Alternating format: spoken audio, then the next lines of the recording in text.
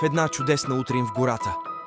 Лъвчето Гошко и неговите весели приятели, заекът Мишо, лисицата Габи, мечката Маца, Еленът Рудолф, кучето Зевс, совата Ваня решиха, че е време да направят нещо невероятно в гората. Имам идея. Защо да не направим наша собствена ферма в гората? Така винаги ще имаме вкусни неща за хапване. Всички много се развълнуваха. Зарадваха се от възможността да изживеят нещо ново и вълнуващо да имат собствена ферма. Лъвчето Гошко беше изключително развълнувано. Той си представи как ще се грижат за своите растения и животни. Всеки от приятелите му се ангажира да помогне с каквото може. Заекът Мишо предложи да донесе семена за моркови, а лисицата Габи замислила да отгледа най-вкусните домати. Мечката Маца, която винаги беше възхитена от земеделието, решила да подари на фермата голям парцел от земята, на който всички могат да засадят различни зеленчуци.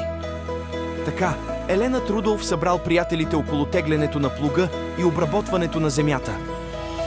Вълкът Румен предложи да бъде отговорен за оградата, за да защити фермата от всякакви опасности.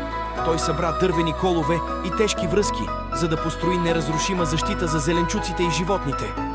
Когато фермата беше готова, приятелите бързо се заеха с работа. Зайчето Мишо засади първите моркови, като се усмихваше и махаше опашката през цялото време.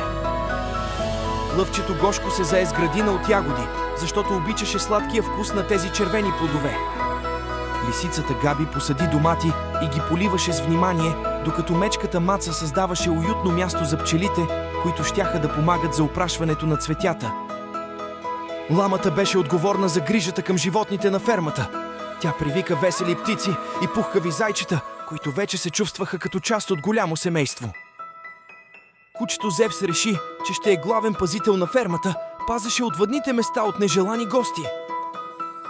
Вълкът Румен го подкрепи със своята внимателно изградена ограда. Совата Ваня предложи да бъде учител по земеделие и организира малки уроци за децата в горската общност. Така, всички малки животни бързо се включиха в работата и с гордост следяха как техният труд дава плодове.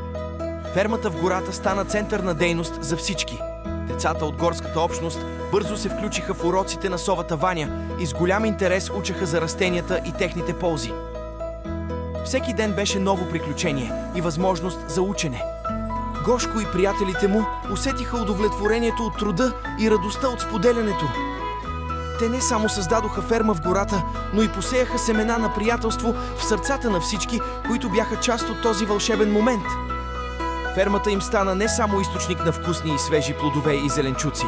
Всички животни се чувстваха по-близки един към друг и с гордост обичаха своята ферма в гората и заживяха мирно и щастливо.